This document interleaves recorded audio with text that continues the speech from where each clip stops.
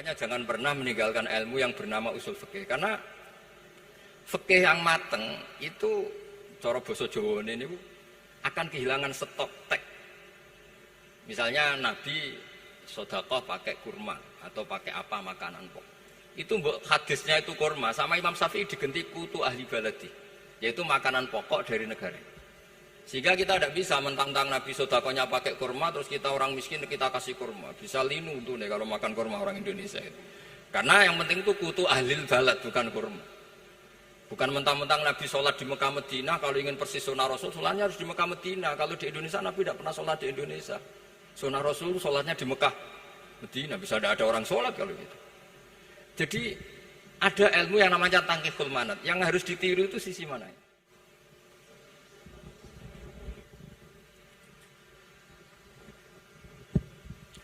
Assalamualaikum warahmatullahi wabarakatuh. Bismillahirrahmanirrahim. Allahumma ya Allah ihdinas siratal mustaqim siratal ladzina an'amta 'alaihim ghairil maghdubi 'alaihim waladdallin amin. Allahumma shalli wa sallim ala habibika Mustafa Muhammad wa ala alihi wa sahbihi wa barik wa sallim amma ba'du. Yang sangat saya hormati Mustasyar PBNU sekaligus Wakil Presiden Profesor Dr. Ma'ruf Amin. Yang saya hormati Rais Am PBNU, Rais Am NU Kiai Haji Miftahul Akhyar, Ketua Tanfid PBNU yang juga masih pernah mbah sama saya, Kiai Haji Said Akil, yang saya tadi senang sekali marahnya, senang sekali girohnya, karena itu memang khas keluarga kami. Jadi kalau nggak kesampaian marah itu bagus. Jadi di antara sifatnya para nabi itu wayakhdufulillah, kalau agama nggak dapat apa tadi jatah ya, nggak tahu saya maknanya itu. Jadi wayakhdufulillah wayardoliridho. Semua yang saya hormati, ini ada Ibu Menteri, Ibu Ida Fauzia, ada Gubernur Jatim, Ibu Khofifah. Yang sangat saya hormati keluarga besar Mbak Wahab Hasbullah. Di sini secara berurutan ada Nyai Mutmainnah, ada Nyai Mahfuzah, ada Nyai Hizbiyah, ada Nyai Mujidah. Yang sangat saya hormati Kiai Haji Hasib, Kiai Haji Rokib, semua yang saya hormati para santri, para alumni. Alhamdulillah tadi acaranya banyak sekali, jadi saya nanti ngaji insya Allah 15 menit. Karena menurut saya solusi bangsa ini itu mudah sekali kalau mau niru Mbah Wahab. Saya kemarin ditilihi Gus Hasib, saya tidak bilang bertamu, karena kalau tamu itu seakan-akan saya yang jadi tujuan, tapi niliilah karena beliau orang sepuh. Kemudian beberapa hari dikasih paketan buku beliau tentang Mbah Wahab, buku dari beliau tentang Mbah Wahab. Tapi sebetulnya saya tahu banyak tentang Mbah Wahab tanpa buku itu, karena Mbah Maimun, guru saya, juga bapak saya, Kiai Haji Nur Salim sering cerita.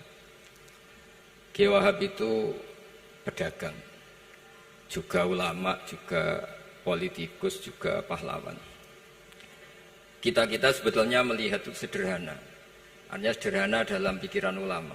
Jadi pernah suatu ketika Sayyidina Ali itu marah besar ketika melihat umat Islam itu pasif itu tidak aktif. Sehingga beliau marah besar di antara kalimatnya itu, karena ini tengah-tengah kalimat langsung pakai fa'ataf atau fa'tafrek atau apa sajalah, nanti terserah santri-santri yang iqrob. Fakubhan lakum hina sirtum gharadun yurma. Jadi umat ini akan buruk sekali ketika posisinya itu objek yang jadi sasaran tembak atau sasaran perasan pihak lain. Ketika misalnya haji itu bagus prospek, nanti ujung-ujungnya yang bikin sajadah kadang orang sana, mau biang kubu sebelah, nanti sensitif secara politik. Nanti ketika umat Islam punya kebutuhan pakaian ihram besar, juga yang produk kadang orang lain. Begitu seterusnya, sehingga setiap kebutuhan kita pun yang produk itu orang lain.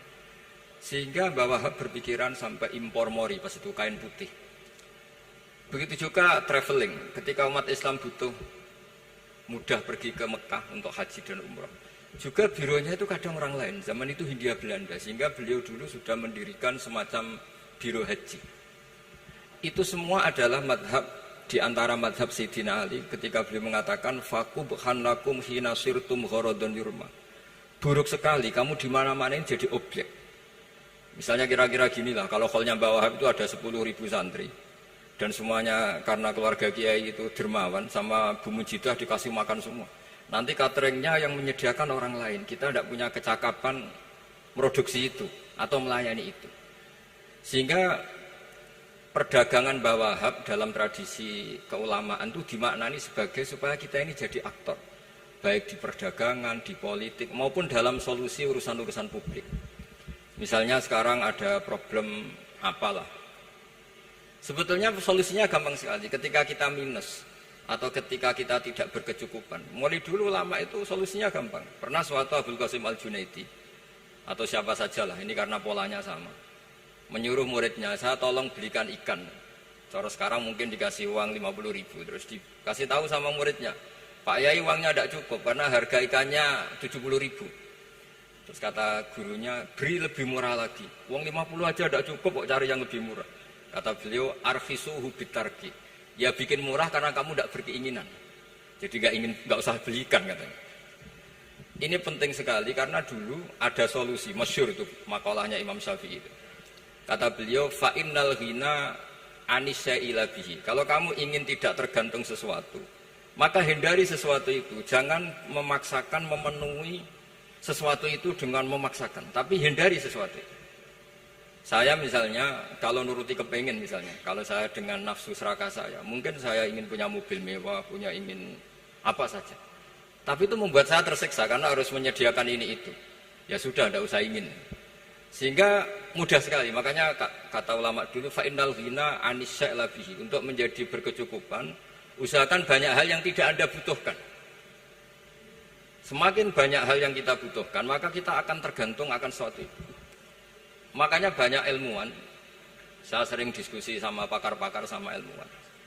Apakah negara Amerika itu negara yang kuat? Banyak ilmuwan yang berpikir itu ilmuwan politik, bukan tasawuf, berpikir negara paling lemah itu ya kayak Amerika. Karena semakin powernya kuat, ketergantungannya semakin kuat. Untuk memenuhi kebutuhan listrik harus begini, untuk kebutuhan minyaknya harus ini. Semakin kita kuat, maka ketergantungan akan sesuatu semakin banyak. Jadi ibarat orang yang punya Alphard sama yang enggak, kayak mana ya? Kayak yang enggak, karena kebutuhannya ada banyak. Artinya dalam kondisi krisis, ulama masih punya solusi, yaitu al-ghina itu anisyaila bihi. Jadi usahakan ketercukupan itu karena menghindari kebutuhan-kebutuhan yang tidak primer, yang tidak prinsip. Bukan memaksakan semuanya terpenuhi. Karena kita ini ulama. Dulu ketika sebelum ada negara, belum ada TNI, itu ulama punya cara untuk melawan Belanda. Karena mereka terbiasa punya loyalis, punya muhibbin, punya ghirah, punya strategi. Sehingga Belanda itu kesulitan ngedip ulama. Apalagi mereka terus ke Mekah, ketemu komunitas internasional yang semuanya berfatwa bahwa penjajahan harus dilawan. Itu luar biasa. Belum ada negara, nggak ditopang negara, kemudian tetap bisa melakukan perlawanan.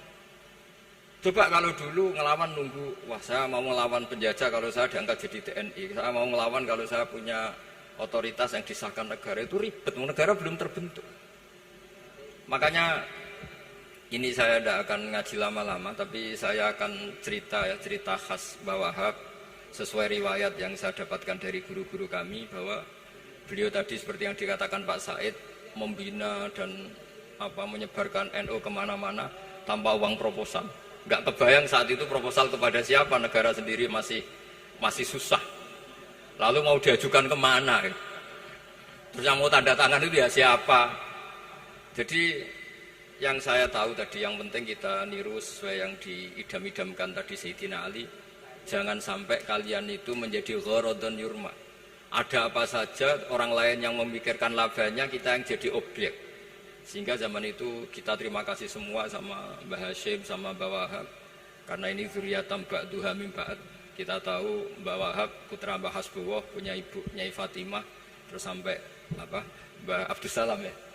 Kemudian Mbah Hashim punya ibu Halimah, punya Abah lagi setelah Halimah itu Lainah ya. Nah, terus Mbah Abdus Salam, jadi ini zuriyatam ba'duha min ba'd.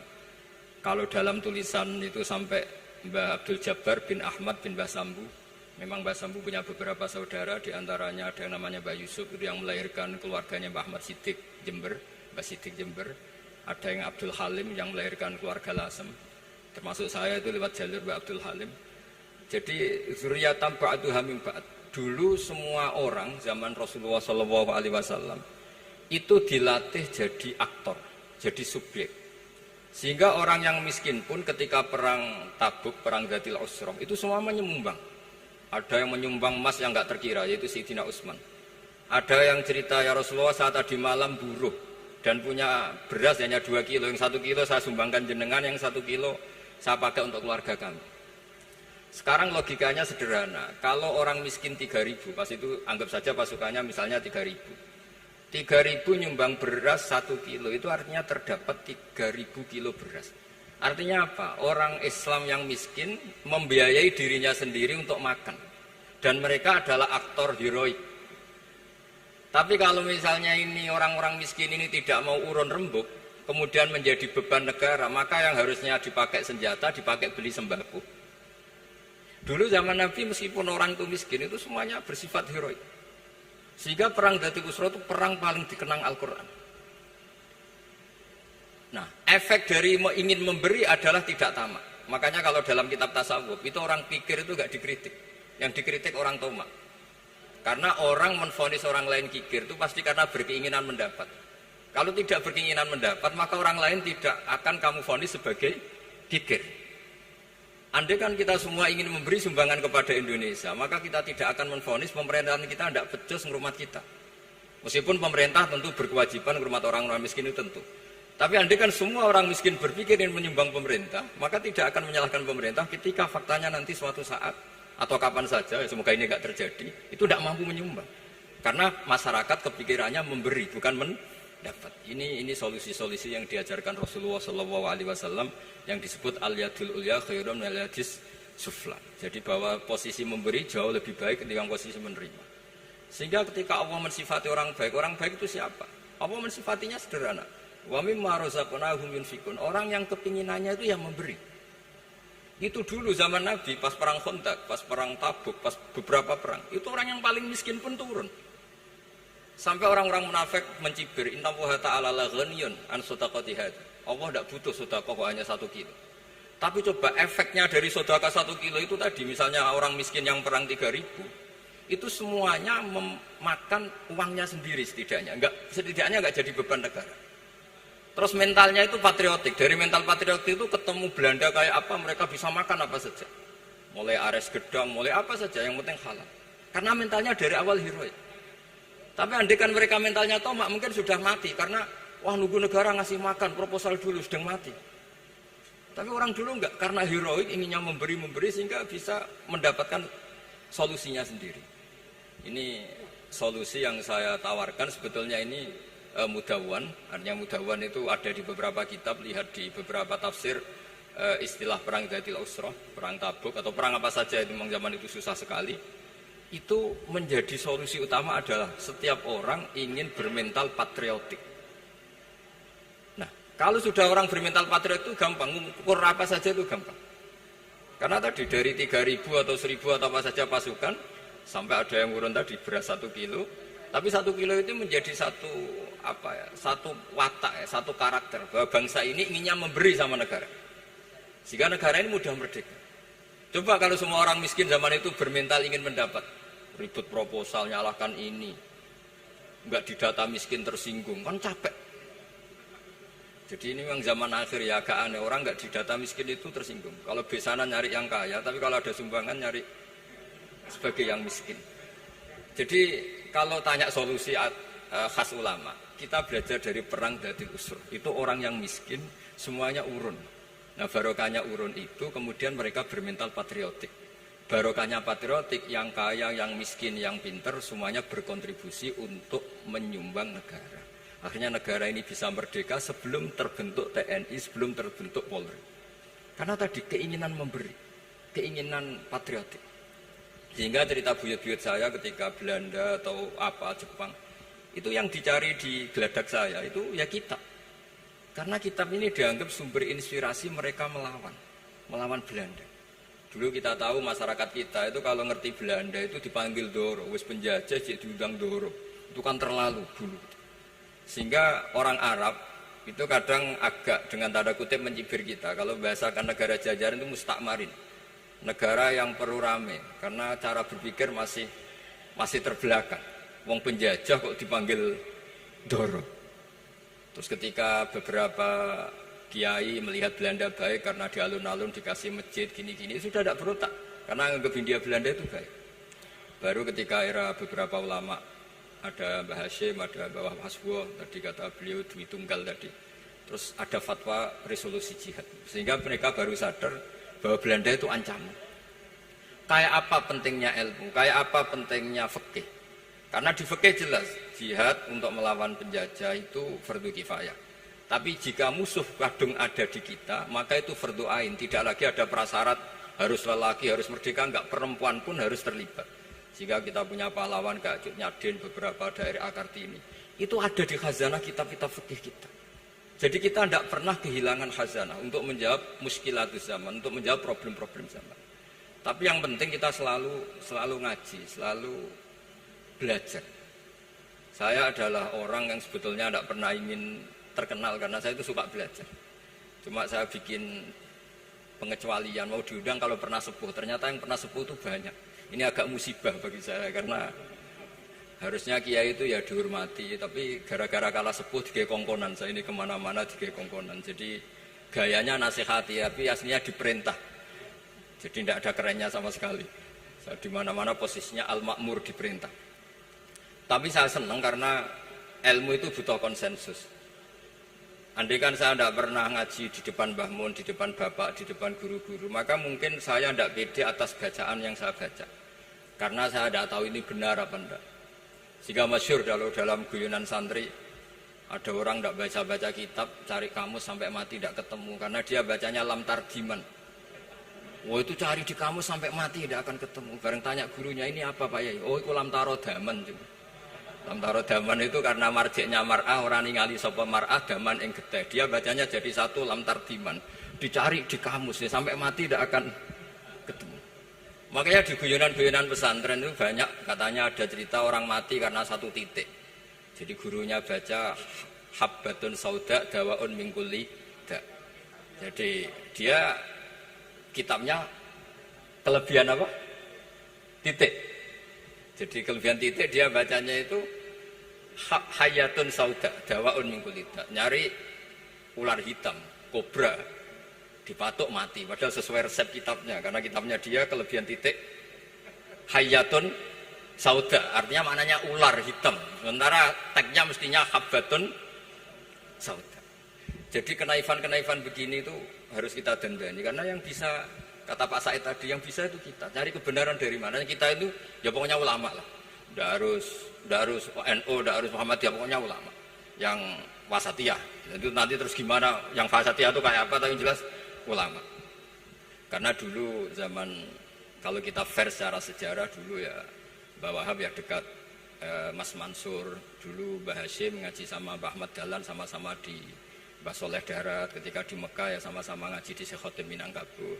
Jadi kalau era beliau itu ya memang dulu perbedaan itu nggak ada masalah, karena perbedaan itu bawaan visi ya. Saya belajar usul fikih di antara yang diceritakan di buku-buku Mbah Wahab, beliau itu ahli usul fikih. Sementara Ki Bisri itu suka fikih mateng. Sehingga memang ada perbedaan antara fikih mateng dan usul fikih. Saya beri satu contoh. Ini guyonan tapi nanti di usul fikih nanti kelihatan. Di usul fikih itu ada ilmu namanya tangkihul manat. Ketika Nabi sama-sama menyebut sesuatu, sebetulnya ada benang merah di situ, tidak sama persis. Misalnya begini. Ja'a a'rabiyun ila Rasulillah sallallahu alaihi wasallam. Faqala ya Rasulullah ahlaktu. Wa ma ahlaka qal waqatu imraati fi nahari Ramadan. Ya Rasulullah, saya ini orang yang rusak karena saya berhubungan intim dengan istri saya di ketika Ramadan. Terus Nabi ngendikan, ya sudah kamu harus merdekakan budak, saya tidak punya ya Rasulullah. Ya sudah kamu puasa 2 bulan berturut-turut. Kata beliau, puasa baru sehari saja kecelakaan apalagi 2 bulan. Karena kamu orang Arab lah, orang Arab itu dia cerita ini di Arab itu. Terus ya sudah kamu sedekah sama 60 orang miskin. Saya ini orang paling miskin. Susah kan menghadapi orang miskin seperti ini. Nah, pertanyaannya secara usul fikih. Menurut mazhab Syafi'i, sanksi berat itu hanya untuk yang berhubungan suami istri. Sehingga kalau membatalkannya pakai rokok, pakai minum, pakai makan, tidak kena sanksi seberat itu. Masuk akal kan, karena memang hubungan suami istri dalam banyak hal, misalnya haji, itu ifsad, yang benar-benar ifsad, bisa merusak haji secara total. Tapi menurut Imam Malik, pikiran Imam Syafi'i itu dianggap aneh. Loh, ini hubungan suami istri itu statusnya mubah, sesuatu yang boleh. Maka semua hal yang boleh tapi merusak kehormatan Ramadan, maka ketentuannya sama. Yaitu misalnya nggak sakit, nggak apa, pagi-pagi nyate. Wah, itu kan melecehkan Ramadan, nggak sakit, nggak apa, kok pagi-pagi nyate. Perlu dicatat karena hubungan suami istri itu sesuatu yang boleh. Berarti kalau yang boleh merusak Ramadan hukumannya berat, makan yang statusnya boleh juga hukumannya berat. Itu dulu bapak saya ketika bikin analogi itu mau cerita sederhana gini. Hak dhisik ono santri ya goblok. Kandhanane aneh. Istrinya lapor ke kiainya. Pak Yai, santri jenengan kalau sama istri sering mukul. Mukul itu nabok pakai tangan. Santrinya dipanggil kan alumni. Kamu jangan sering mukul istri kamu gini-gini. Iya Pak Yai, njih. Suatu saat 2 minggu istrinya lapor lagi. Sekarang enggak nabok Pak Yai, nyaduk. Karena yang dilarang hanya nabok. Dipanggil kiai, "Loh, kamu katanya masih sering nyaduk istri kamu. Yang dilarang kan mukul, sekarang nyaduk, kapan-kapan meludahi." Nah, artinya di usul fikih dijelaskan bahwa makna haramnya naboi adalah hurmatul idza, haramnya menyakiti. Maka nyaduk sama, meludahi sama, menerlantarkan sama. Itu dulu bahwa ahlinya bikin usul fikih seperti itu. Sehingga misalnya amar ma'ruf nahi mungkar, ketika beliau ditanya apakah perlu ikut kabinet gotong royong, tapi di situ banyak kelompok yang mungkin tidak cocok. Pikirannya Kiai Wahab harus ikut, justru ikut benahi dari dalam. Meskipun dari ikut itu bahwa Wahab nyun sewu yang mengalami fitnah yang macam-macam dituduh karena zaman itu nasakom. Tapi itu beliau santai saja. Tapi zaman itu memang itu sah karena zaman itu belum dibubarkan. Jadi yang dialami Mbah Wahab ini luar biasa. Semuanya harus jadi pelajaran bagi kita. Makanya jangan pernah meninggalkan ilmu yang bernama usul fikih, karena fikih yang mateng itu cara basa Jawa ini akan kehilangan stok teks. Misalnya Nabi sedekah pakai kurma atau pakai apa makanan pokok. Itu hadisnya itu kurma, sama Imam Syafi'i digenti kutu ahli baladi, yaitu makanan pokok dari negara. Sehingga kita tidak bisa mentang-mentang Nabi sedekahnya pakai kurma terus kita orang miskin kita kasih kurma. Bisa linu tuh nih kalau makan kurma orang Indonesia itu. Karena yang penting itu kutu ahli balad, bukan kurma. Bukan mentang-mentang Nabi sholat di Mekah Medina, kalau ingin persis sunnah Rasul, sholatnya harus di Mekah Medina. Kalau di Indonesia Nabi tidak pernah sholat di Indonesia. Sunnah Rasul sholatnya di Mekah Medina, bisa tidak ada orang sholat kalau gitu. Jadi ada ilmu yang namanya tangkihul manat, yang harus ditiru itu sisi mananya. Nah dalam konteks Arabi tadi terus kemudian ada dibuang, Ja'a Arabion, kata Arabi itu dibuang. Datang orang Bedui, orang kota pun kalau punya kesalahan yang sama, hukumannya juga sama, maka kata Arabi dibuang. Nah, menurut Imam Malik, kata jima, hubungan suami istri juga dibuang, digenti membatalkan puasa dengan apa saja yang tanpa uzur syarat. Jadi ini kealiman-kealiman kiai-kiai Indonesia dulu itu, misalnya kentong, dulu meskipun ada yang bilang bid'ah, kentong itu bid'ah karena mirip orang Nasrani. Orang Nasrani itu bentuk kentongnya di kelenteng itu tidak seperti kentong kita. Adat Indonesia kalau pos kampleng ada maling, ada banjir pakai kentong. Jadi adatnya memanggil tuh pakai kentong. Makanya kiai-kiai dulu, ini mirip orang Nasrani, enggak mirip pos kampleng katanya. Padahal jelas menurut hadis sahih jelas ketika ada sahabat usul ya Rasulullah bikin kentong, wah jangan nakus itu nanti kayak Nasrani. Bikin buk itu trompet, jangan nanti mirip orang Yahudi. Ya dengan api ya Rasulullah, jangan nanti mirip Majusi. Datang sahabat tergesa-gesa, beliau mimpi kalau diajarin azan. Azan itu maknanya al-ilam, memberi maklumat waktu sholat. Akhirnya ada azan. Kemudian ulama Indonesia dulu Mbah Hashim sama Kiai Fakih Mas Kemampang, yang satu anti kentong, yang satu pro kentong. Itu dulu ya saling menghormati, nggak masalah. Karena fikih itu sekali khilaf itu mirip-mirip.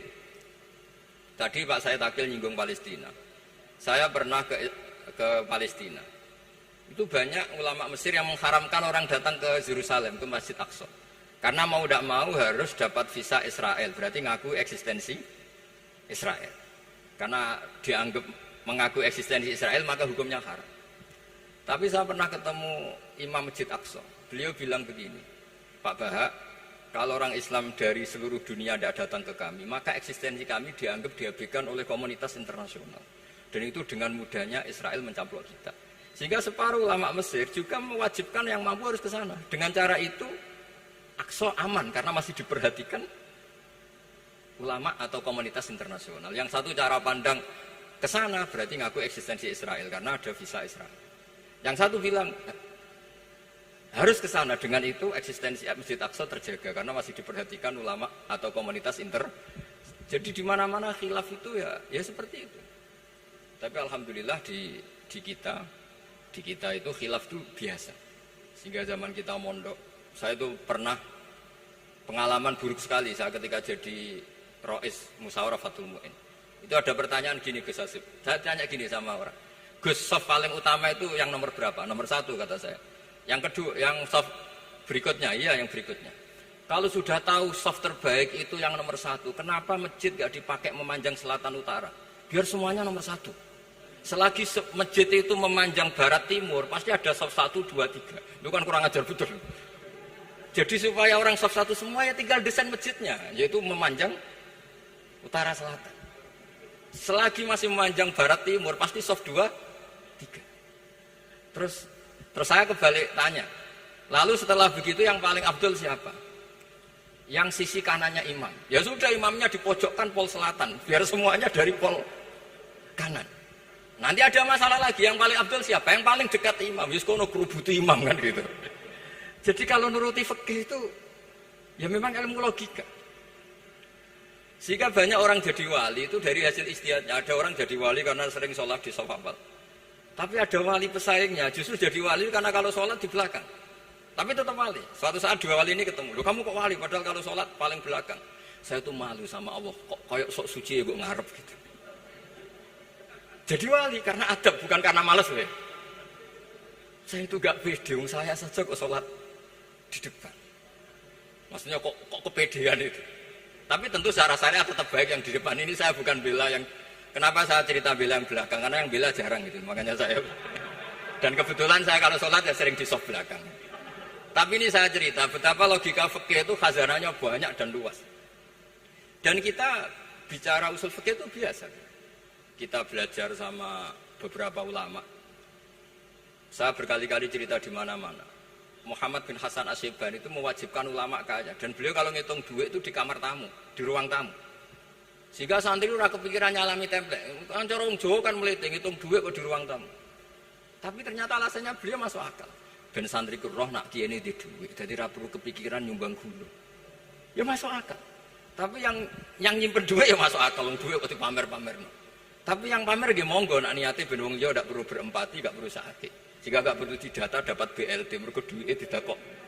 Ya itu semuanya istihad. Assalamualaikum warahmatullahi wabarakatuh.